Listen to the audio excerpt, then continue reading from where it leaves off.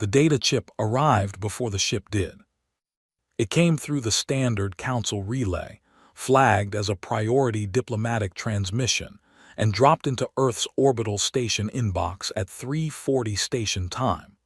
The duty officer who received it had been eating a sandwich. He put the sandwich down and did not pick it up again.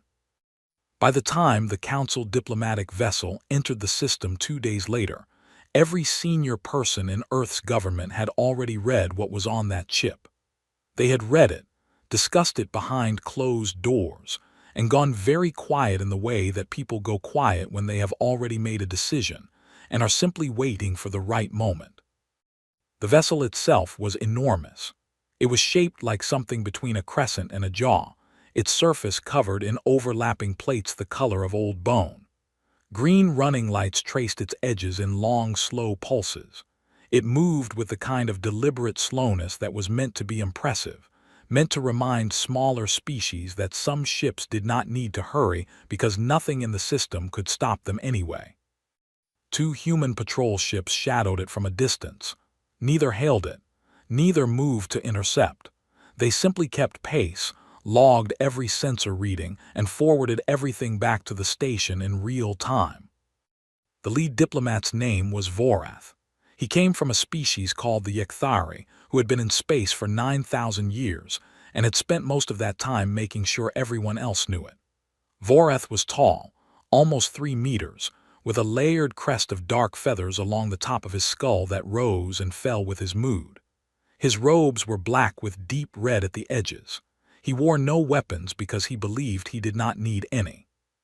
He entered the council chamber of the human orbital station with 4 attendants and did not acknowledge the human staff who had arranged the room for the meeting. He walked to the head of the table and sat down without waiting to be invited. Rita Solano was already seated across from him. She had been there for 20 minutes. She had a glass of water and nothing else on the table in front of her. She watched Vorath settle into his seat and did not say anything. Vorath looked at her for a moment.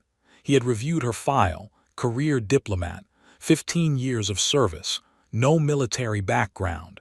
He decided this would be simple. He placed a data slate on the table and slid it toward her. "The Council's terms," he said. His translator rendered the words in flat, clear standard. 30% of annual mineral extraction from your colony worlds, 50 transport vessels, colony class or equivalent, 10,000 laborers to be assigned at Council discretion. These are not opening positions. They are the terms. Rita picked up the slate. She read it from top to bottom without any change in expression. Then she set it back on the table. "What is the Council offering in return?" she asked.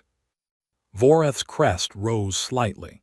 Continued access to Council-controlled space, protection from species who might otherwise view your kind as an opportunity, recognition of your settlements as legitimate. "We already have all of that," Rita said. "You have it because we allow it," Vorath said. "That can change." Rita looked at him for a moment, not with anger, not with fear, with the kind of patience that comes from already knowing how a conversation is going to end. "I'll need 72 hours to consult my government," she said. Vorath nodded. He had expected that. Young species always asked for time. It was how they processed the reality of their situation. 72 hours, he agreed. "Then we expect your formal acceptance." He stood and his attendants moved with him. At the door he paused. He had reviewed images of human ship designs during the transit and had found them almost amusing. Thick hulls, redundant systems, everything over-engineered in the way of species that had not yet learned to trust their own technology. "Your ships," he said, not turning around. "The patrol vessels that followed us in. I noticed they kept their weapons cold." "They did," Rita said. "Good instincts," Vorath said. Then he left. Rita sat alone in the room for a while after that. She finished her water. She looked at the data slate still sitting on the table and did not touch it again. Then she picked up her communicator and sent a single line back to Earth. It read, "Confirmed, proceed." On the far side of the station, in a long maintenance corridor that no diplomat ever walked through, a technician named Bao was recalibrating a deep space tracking array. The recalibration was not scheduled. It had been requested by someone 3 levels above Bao's clearance, and the request had come with a note that simply said priority and nothing else. Bao did the work and did not ask questions. When the array came back online, it was pointed not at the Council vessel sitting in the system, but at a specific region of deep space, about 11 light hours out. The array pinged once. Something pinged back. Bao looked at the return signal, looked at the size of the contact it represented, and decided that some things were above his pay grade. He filed the log, shut down his terminal, and went to find his own sandwich. The Council vessel sat in the system and waited, green lights pulsing slow and steady, certain that the next 72 hours would be the last hours of human independence. In the deep dark 11 light hours away, 240 ships ran cold and quiet and waited for the word. Her assignment had been simple: compile a standard background review of the human species for the Council's diplomatic record. Species age, population count, territorial holdings, known military assets, technology classification. A formality. The kind of report that got filed and never read because the decision had already been made before the ship even left dock. Priel was a junior analyst. She had been doing background reviews for 3 years and had never had one matter. She expected this one would be the same. She started with the basics. Humans had been in space for less than 200 years. Their home world was a mid-sized rocky planet in an unremarkable system. They had 17 colony worlds, none of which were particularly resource-rich. Their technology sat at Council classification grade 4, which was low. Their population was just under 12 billion across all settled worlds. Standard stuff. Priel made her notes and moved on to the military section. That was where she slowed down. Human military assets were harder to catalog than she expected, not because there were so many of them, but because the record-keeping was strange. Humans had been fighting each other for most of their recorded history, and they had kept very detailed notes about all of it. Every war, every weapon, every tactic and counter-tactic and the counters to those counters. Thousands of years of documented conflict going back to hand-to-hand fighting with sharpened rock, and moving forward through metal weapons and explosive propellants, and then aircraft, and then missiles, and then things Priel did not have a good translation for. She found herself reading a section on something called the Doctrine of Mutually Assured Destruction. It described a period in human history when 2 large political blocs had aimed enough explosive weapons at each other to end their entire civilization multiple times over, and had held that position for decades, neither side firing, both sides building more weapons just in case. Priel sat with that for a while. She moved on. She found records of something called scorched earth strategy, which described humans deliberately destroying their own resources so that an advancing enemy could not use them. She found records of soldiers who had continued fighting alone on remote islands for decades after their wars had officially ended, because no one had told them it was over and they had simply kept going. She found a quote from an old human military text that her translator rendered as, "If you want peace, prepare for war." She read it 3 times. Outside the small archive room, she could hear the normal sounds of the diplomatic vessel, attendants moving through corridors, system hum. Somewhere Vorath was probably reviewing his schedule for the formal acceptance ceremony in 72 hours. Priel pulled up human ship specifications next. The Council's initial assessment had classified them as over-engineered and inefficient. Looking at the actual data now, Priel was not sure that was the right word. The ships were heavy. They had multiple redundant systems for everything. Their hulls were thicker than any comparable vessel at their technology classification. They were not elegant. They were built as if the people who designed them assumed the ships would take serious damage and needed to keep functioning anyway. She cross-referenced with a Yekthari engineering report from 40 years ago that had looked at human vessel design and concluded that humans built ships as if they expected to be hit. The report had filed this as a cultural curiosity and moved on. Priel thought about that differently now. She pulled the historical records again. She found a period called the Second World War, humans fighting humans, roughly 150 years before they reached space. The scale of it was difficult to process. Tens of millions dead, entire cities erased, industrial production converted almost completely to weapons within months of the conflict beginning.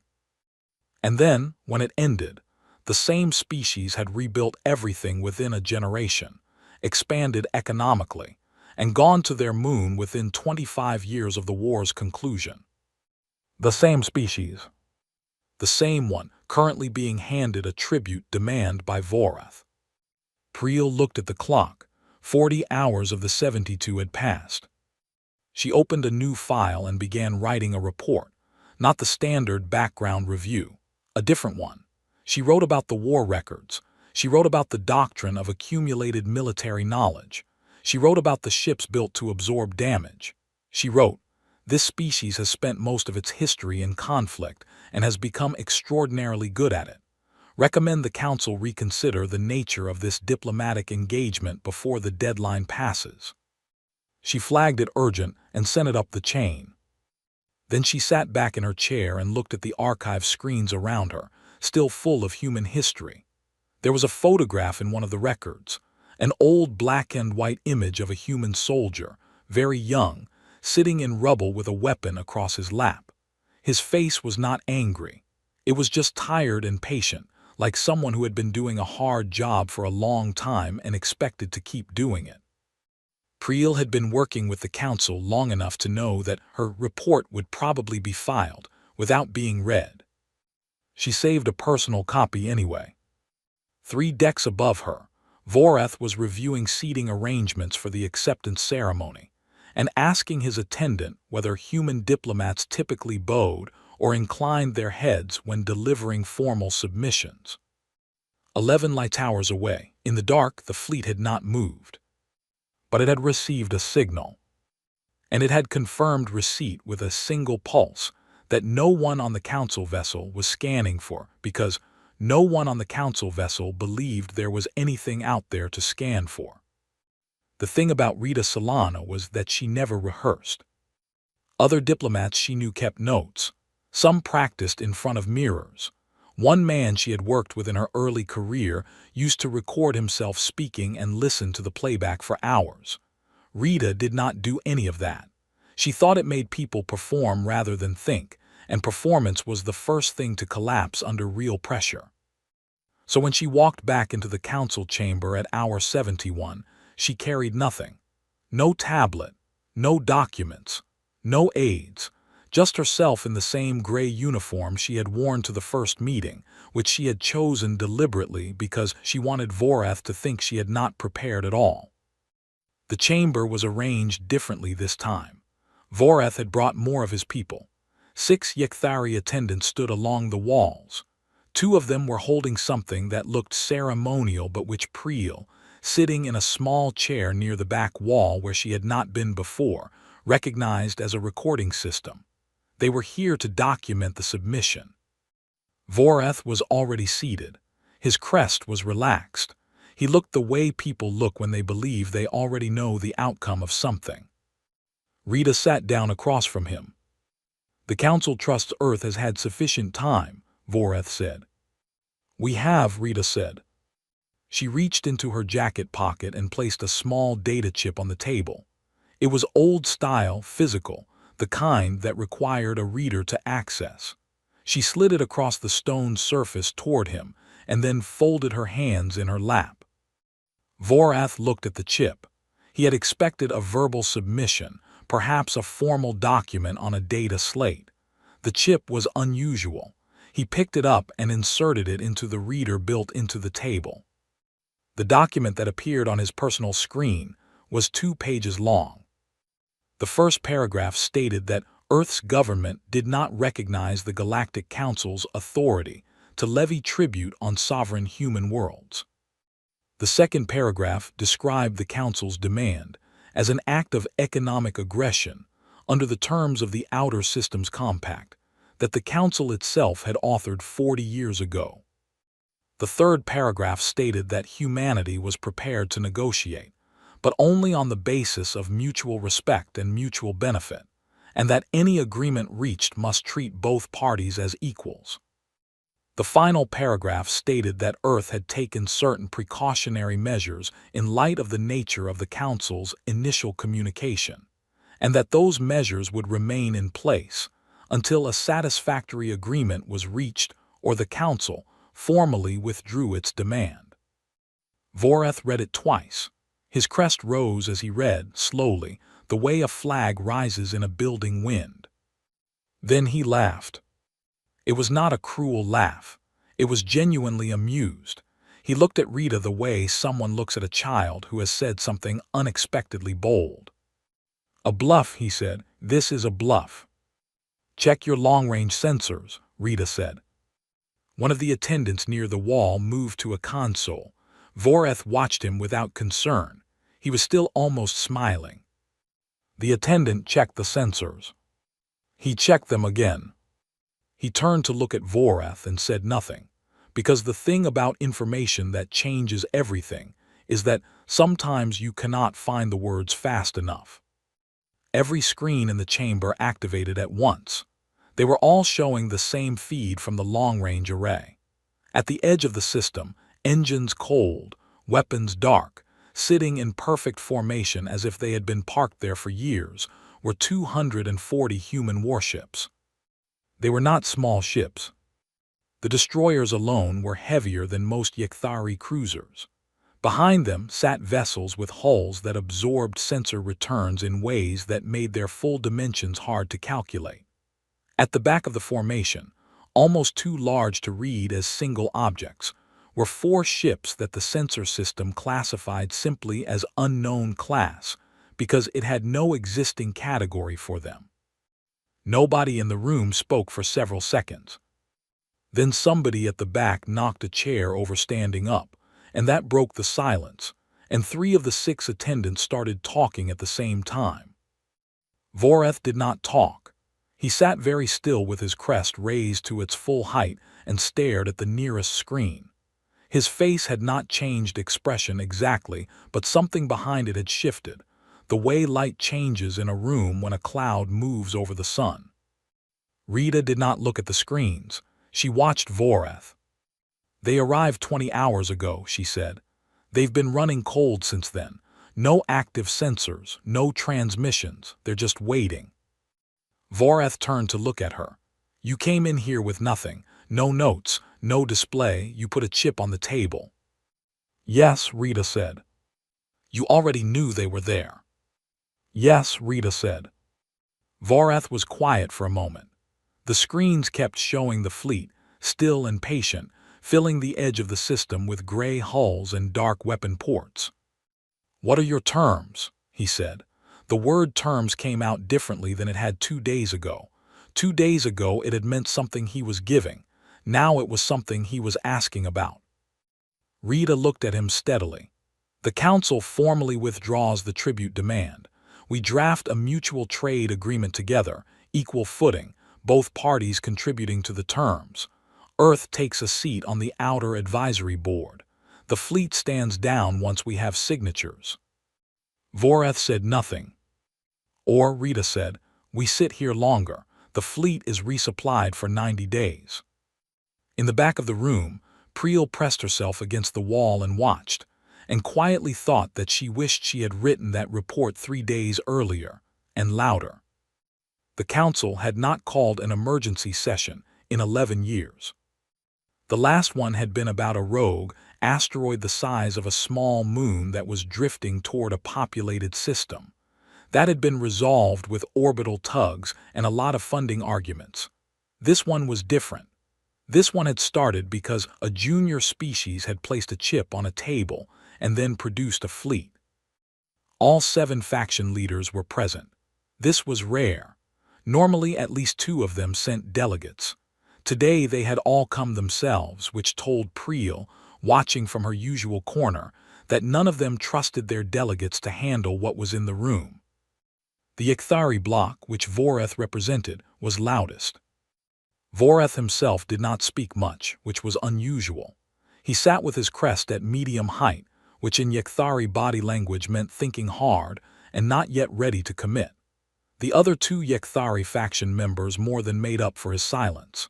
They argued that the fleet was a provocation and should be met with council warships.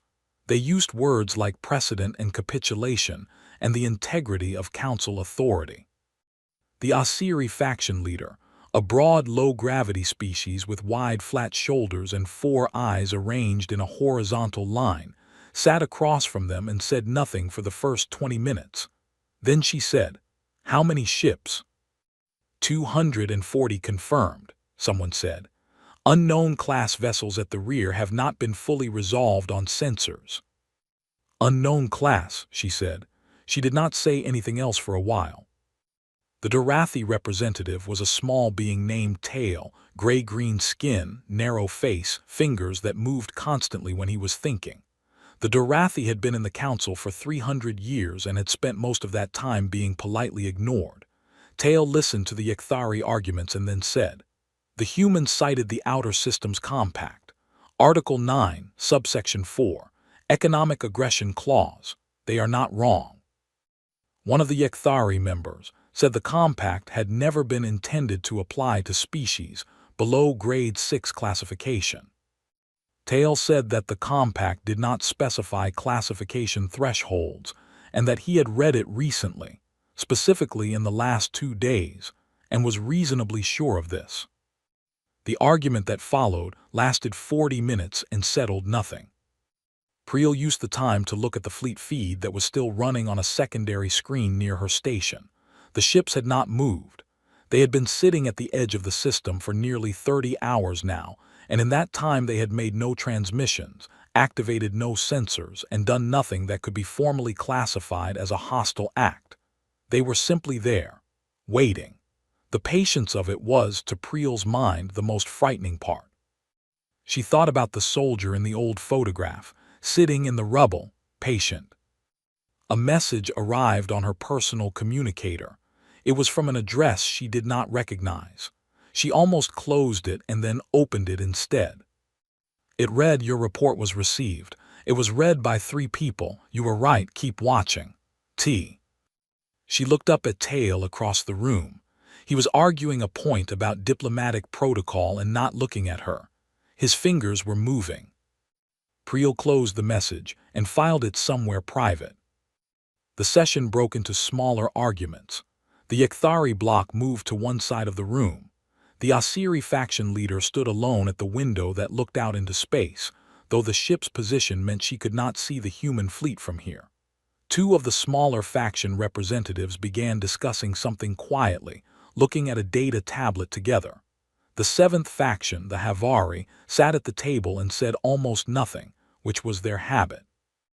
Voreth walked over to a communications terminal in the corner of the room. He looked at it for a long moment. Then he picked up the channel link and entered a code that routed to the human orbital station rather than to the fleet. He asked the human station's duty officer to please inform Ambassador Solano that he would like a private conversation at her earliest convenience. The duty officer said he would pass the message along. Voreth stood by the terminal after closing the channel and stared at the wall. His crest was low. Priel had known Voreth for 4 years. She had seen his crest low exactly twice before, both times after things had not gone the way he expected. On the other side of the chamber, the Icthari members were still arguing for a military response. They were talking about it the way people talk about something they believe in but are not entirely sure they want to do. There is a difference, Priel had learned, between someone who wants a fight and someone who is arguing for one because backing down feels worse. She looked back at the fleet feed. 240 ships, cold engines, dark weapons. The unknown class vessels at the rear were slightly blurry on the sensor readout, Not because the sensors were bad, but because whatever those ships were coded in was doing something to active returns that the Council systems did not have a category for. Priel made a note. She had been making notes all day. None of them were going into official reports anymore. She was keeping them for herself because she had a feeling she was watching something that would matter later, and she wanted to remember it correctly. Outside, in the corridor, she could hear someone saying that the Durathi were going to propose formal renegotiation by end of session. She thought that was probably right. She also thought that 300 years of being politely ignored had given tail. Very good timing. The fleet had been silent for 38 hours when it finally spoke. No warning, no preliminary signal. The transmission opened on all Council frequencies simultaneously at 600 station time, and every receiver in the system that was not shielded picked it up. The Council vessel, the orbital station, 3 civilian cargo haulers waiting for routing clearance who would later describe the experience to anyone who would listen. It was a single channel, audio and visual, no graphics, no documents. A woman appeared on screen. She stood on a bridge framed tightly with rows of officers working quietly behind her, consoles lit in dark blue. She was tall, dark-skinned, somewhere in her 50s, short natural hair, a fleet uniform with a single small insignia at the collar. She held no notes. She looked at the camera and waited 2 seconds before speaking. The 2 seconds said, "I am not in a hurry." "My name is Dara Osai," the woman said. "Fleet Admiral, Earth Combined Forces. I am transmitting from the flagship of the force currently positioned at the outer boundary of this system." She paused. "We are not here to start a war. I want to be clear about that because, in my experience, unclear things become problems. We are here because our government received a demand that it found unacceptable, and because we believe it is important to demonstrate that unacceptable demands have consequences." In the council chamber, everyone had stopped talking. Even the Yekthari members who had been arguing for a military response were watching the screen without speaking. Voreth sat very still. His crest was at its lowest point Priel had ever seen it. Osai continued.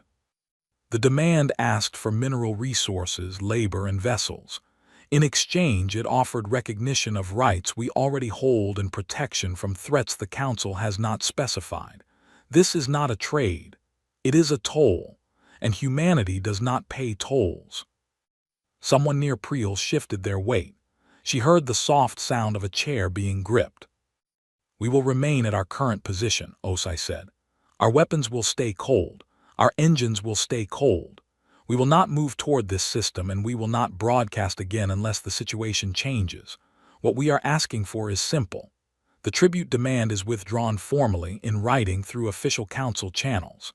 After that withdrawal is received, both parties sit down and negotiate a trade agreement from a standing start, equal voices, equal footing, no preconditions.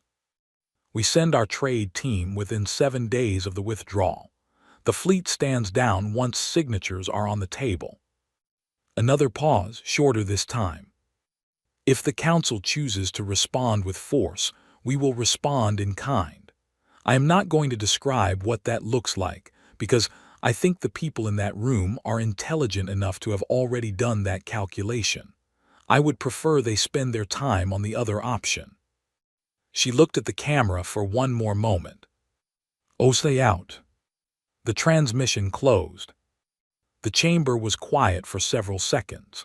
Then one of the smaller faction representatives let out a long, slow breath and said, in his own language, something that translated roughly as, "She was not angry." That was what stayed with Priel. There had been no anger in the transmission, no raised voice, no threats dressed up in dramatic language. Os had laid out the situation the way an engineer describes a system. Here is the problem, here is the solution, here are the consequences of not using the solution. Clean, complete, final. The Yekthari members who had been arguing for a military response were no longer arguing. One of them was looking at a personal tablet, probably running numbers. The other was staring at the now dark screen with the expression of someone who has just understood something they wish they had understood earlier. Voreth had not moved, his crest was still low. Priel watched him and thought he already knows. Tail, the Durathi representative, stood up from his chair and said, "I am formally proposing that this council withdraw the tribute demand submitted to the human government and enter into preliminary trade negotiations as described in the transmission we have just received. I ask for a vote." 3 faction leaders raised their hands before he had finished the sentence. That was not a majority, but it was enough to make the math visible to everyone in the room. The Asiri leader turned from the window. "Second," she said. That was 4 majority. One of the Icthari members started to object. Voreth looked at him once. The member stopped talking. Voreth said, "Record my faction's abstention." Abstention was not objection. Abstention was the door Voreth had found that let him walk out of the room without it looking like a defeat, which it was, and everyone in the room knew it was, and the particular grace of it was that nobody said so out loud.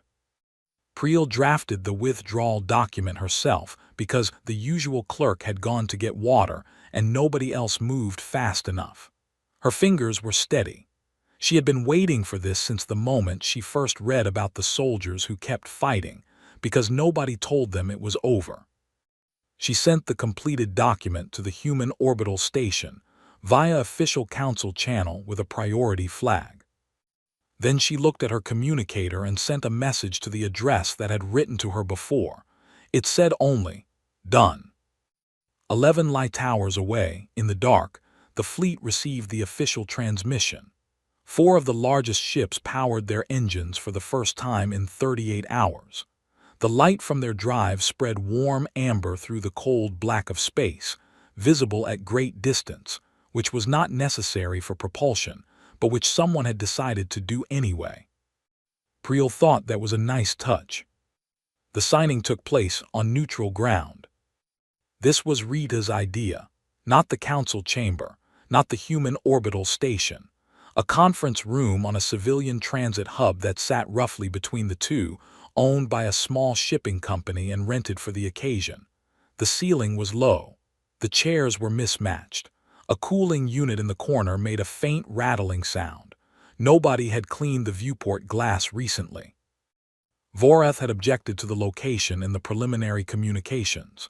He had suggested the council chamber, the orbital station, a purpose-built facility. Rita had said the transit hub or nothing, and had not explained why, and Voreth had eventually agreed because at that point the fleet was still technically parked at the edge of the system, and he had run out of positions from which to negotiate the details. What Rita knew, and did not say, was that the transit hub was neutral in a way no official space ever was. No symbolic weight. Nobody could claim the location said something about who had power. It was just a room. It smelled faintly of machine oil and recycled air. A room where 2 parties could sit across a table and talk about commerce, which was the only thing she had ever wanted to talk about. The agreement took 11 days to draft. Rita's team and Voreth's staff exchanged versions through official channels, argued about language, agreed on terms, and argued about the language of the terms they had agreed on. Standard negotiation. The kind Rita had done 30 times. On the final day, Voreth came to the transit hub with 2 attendants and no recording system. Rita came with her assistant and a hard copy of the final document, printed on paper, which she had done deliberately, and which caused a small amount of confusion on Voreth's side because they had not expected paper. They read through the agreement together. It established equal trade access across 12 council-controlled transit corridors. It created a joint resource exchange framework where both parties contributed and both parties drew from the pool. It gave Earth a formal seat on the Outer Advisory Board with full speaking rights and partial voting rights on matters affecting outer system territories. It was not everything, it was a beginning. Voreth signed first, which surprised Rita. She had expected him to hesitate or to suggest she go first. He picked up the pen she had provided, looked at it briefly because his species used pressure seals rather than ink instruments, and then signed his name in the Yekthari script, which took up most of the signature line. Rita signed below him, small, clear signature, the way she did everything. Voreth set the pen down on the table. He looked at the document for a moment. "The Council is calling this the Solano Accord," he said, "in the formal record." Rita looked up. "I didn't request that." "No," Voreth said. "Tail proposed it. 3 factions seconded before we could discuss alternatives." He paused. "It is not entirely a compliment. Some of my colleagues feel the name is a reminder of how this began, something to put in the record so it is not forgotten." Rita thought about that. "That seems fair," she said. Voreth stood. He looked at her across the table for a moment in the way that people look at each other when they are trying to decide whether to say something honest. "I read Priel's report," he said, "after the fact, when it was pulled from the archives during the session review." Rita waited. "She was right," he said. "We should have read it before." Then he collected his copy of the Accord and left, and his 2 attendants followed, and the door made the soft hissing sound of a poor seal that needed replacing. Rita sat in the room alone for a while. The cooling unit rattled.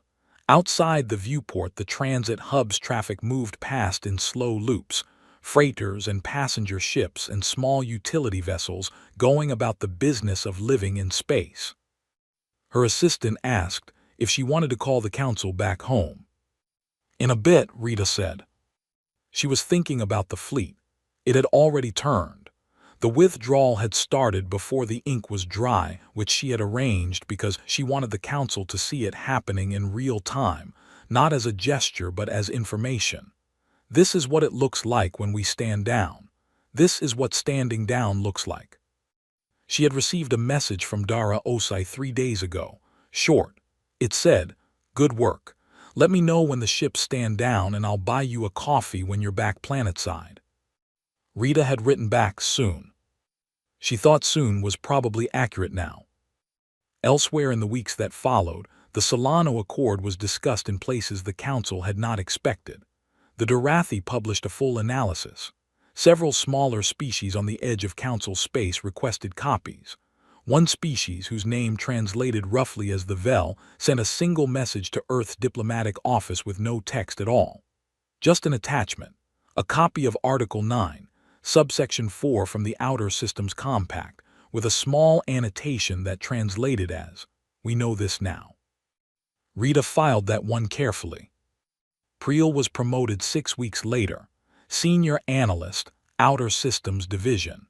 Her first assignment was a full review of Earth's historical military and diplomatic records. She approached the work with great thoroughness. She had a feeling it was going to matter.